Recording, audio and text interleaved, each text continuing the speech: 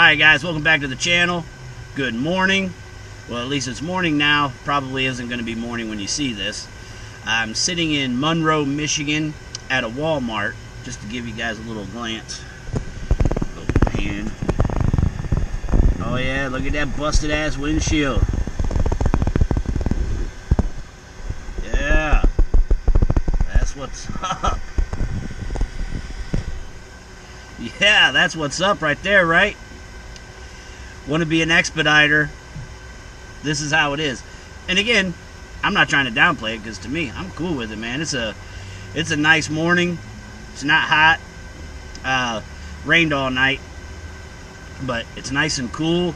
As you see, you got the doors open and whatnot. Now, I don't know if you can see that back there, but I got that fan blowing on my pillow because yesterday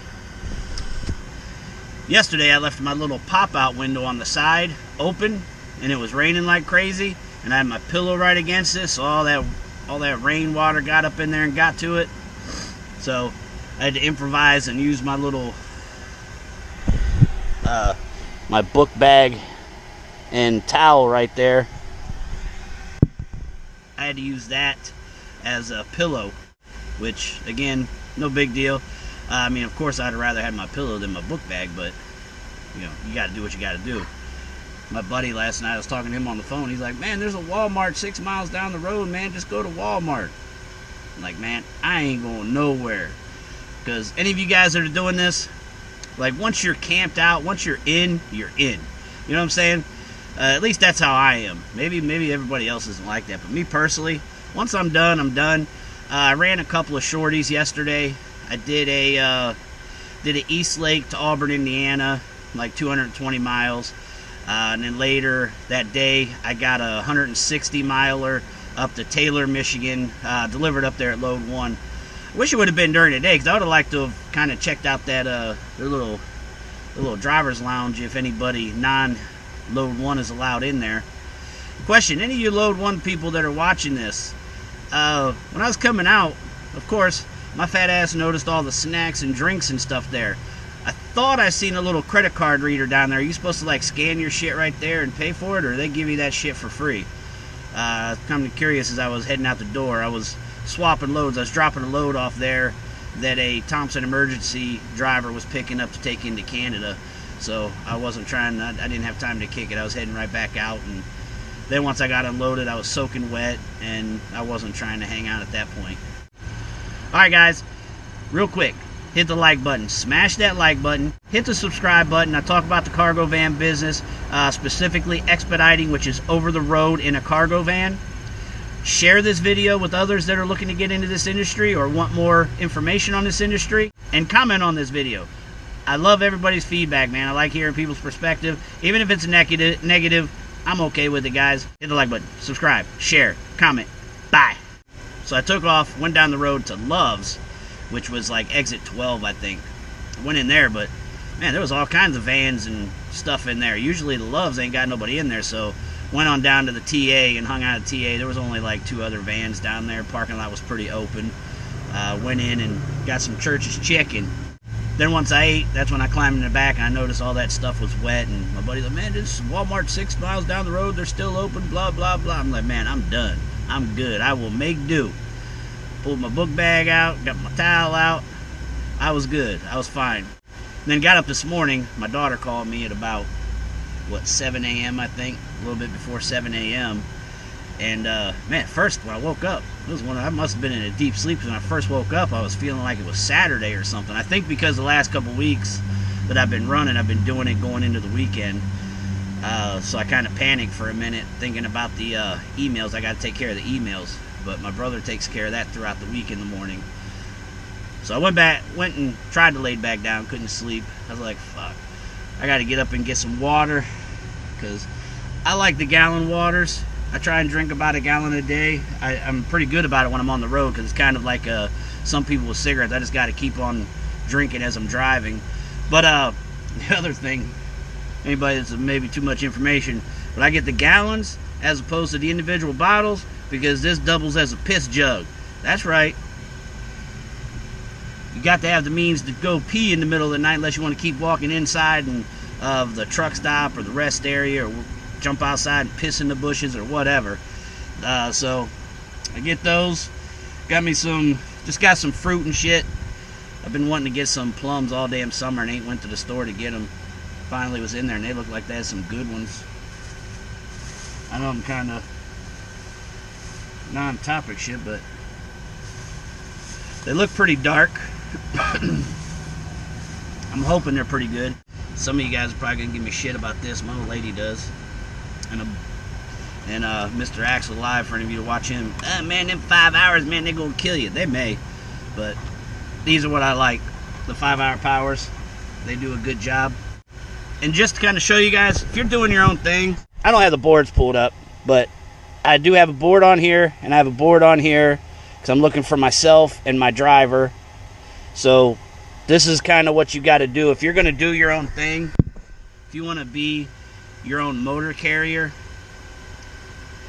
and to be honest, the reason I'm not putting my screen up there because I don't do the editing where I can block it out, but I don't want the corporate ID posted on there. So this is what you got to do if you're trying to grind hard and you're trying to run and you're wanting to do your own thing. Like right now, when you may want to be sleeping or want to be lounging or want to be doing something else, this is what you got to do. You got to be watching these boards, making sure that you don't miss a load. And for mine, the morning is a good time. Up until about 9:30, I like being on there, especially just not as much competition. Seem to get a little better rhythm with things. But yeah, this is what I'll do. Like, I'll be doing this until I get a load, or until I get a load.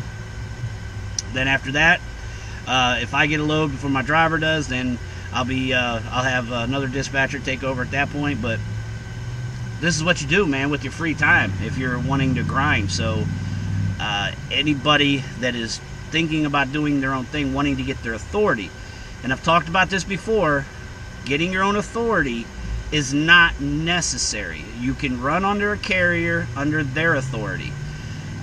Too many people that are getting into this recently and that are looking to get into it want to be, the top dog or top of the food chain, or they want the most amount of money, which I get that. I get wanting the most amount of money, but by chasing that money with inexperience and not knowing what you're doing, you're hurting everybody, including yourself, because you have no clue what you're bidding. You hear this bullshit out there, $2 a mile, $1.50 a mile on a regular basis. Like, that short runs, man. Short runs is where you're going to get certain shit like that. And there's no set range, dollar range for loads. When you're bidding on these boards, like, honestly, it's so ebb and flow. It depends on what's going on with the economy. It depends on the, holiday. It depends on if there's been a natural disaster anywhere. It depends on the brokers you're dealing with in the certain areas. There's just so many things that are dependent on your bid that affects your bid. Now you can say, hey, I'm never bidding anything less than $1.50, or I'm not bidding less than $2. Have at it. Guarantee you're not going to do well. If you do, and seriously, if you do, anybody that does it, please, man, reach out to me and show me the errors of my ways, because I am willing to learn. You can bid all you want. You can bid whatever number you want on these things. Don't mean they're going to take it. Again, you gotta think about where your driver's at, the type of load it is, where it's picking up, what time it's picking up, where it's delivering, when it's delivering. Just all of those things, the size of it, the weight of it, like, so many things come into play on how you can tweak your bid. Because say there's a load right here, Monroe, Michigan to Laredo, Texas, like 1,500 miles. Everybody and their mother's bidding on that. Everybody and their mother. All the cheap carriers especially. 1,000 miles plus, hell, to be honest, you start getting over 500 miles, and people are bidding like crazy on those loads. A lot of people don't tend to want those 500 miles or less unless it's getting late in the day, things like that. So again, you kind of understand the competition on certain bids, understanding what areas are bad at certain times, what areas are good. There's just so much, man. I mean, I go on and on about this because it's and again, there's no steps 1 through 10 and everything's going to be 1 through 10 is going to be the same every single day. It is different every single day you go to attack these boards, because it depends on where your driver is, and like I said, all of the other things that are going on, what day of the week it is. I mean, what month, I mean, dude, it is so crazy. So once again, just a reminder, if you're looking to get into this industry, you do not need to get your own MC and DOT number. If you do that, you are then a motor carrier, okay? And so many people, I know I've touched on this before, but so many people forget that. They don't realize they're a motor carrier at that instance. Like you've now created 2 different business entities. You've got your van. I mean, really 3 if you really want to try to break down. I mean, you as an owner-operator, your van, and then the motor carrier. So when you're bidding, and too many people like disregard this, you should be bidding with all 3 of those things in mind, trying to profit for all 3 of those things. So, you know, the van needs to get a certain rate. Your business should get anywhere from 20 to 25% on top of that rate to the van. So you're wanting to bid accordingly. Too many people come out here, and I guess let me mention this. But anyhow, they come out here and they become a motor carrier and they only got 1 unit or maybe 2 units. They got very few units. Most of them are just a single van operating motor carrier. And they operate as an owner-op. They operate as an owner-op working under a carrier, as opposed to a owner-op and a carrier. There's a big difference, and I don't think enough of you realize that.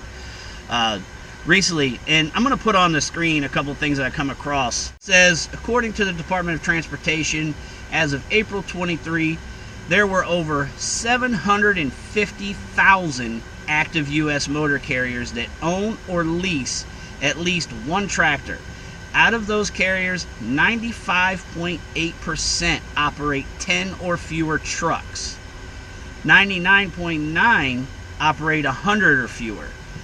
And what that means, like, I'm saying trucks and it says tractor, but when you're getting your DOT and all that stuff, it lists stuff. Even if you're operating vans, it lists at power units or whatever. It's just a kind of a bug in their system that they're not, completely detailed. But that's the thing right there. 96% have 10 or fewer, which means those, obviously, the less units you have, the less overhead you have, the less you need to survive. So a lot of these guys are going to bid accordingly. And then that's what leads into, but real quick, before I move on to the next portion of what I was going to say, also, I'm going to put this up here as well.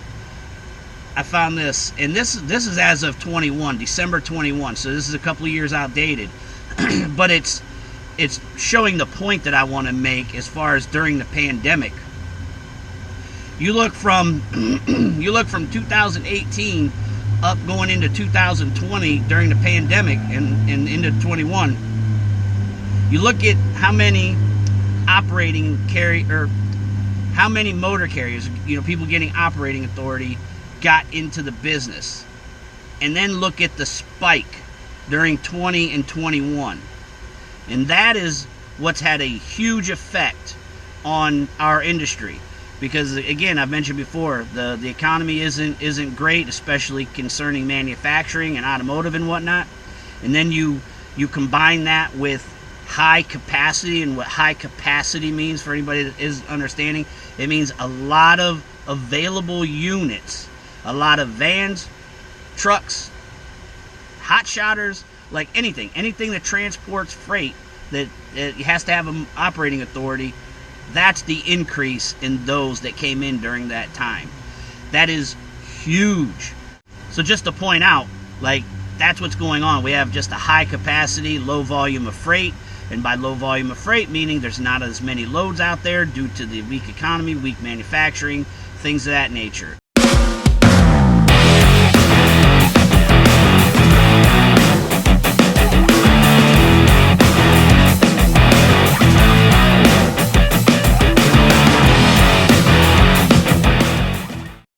also got to be strong in this industry, as in any other industry.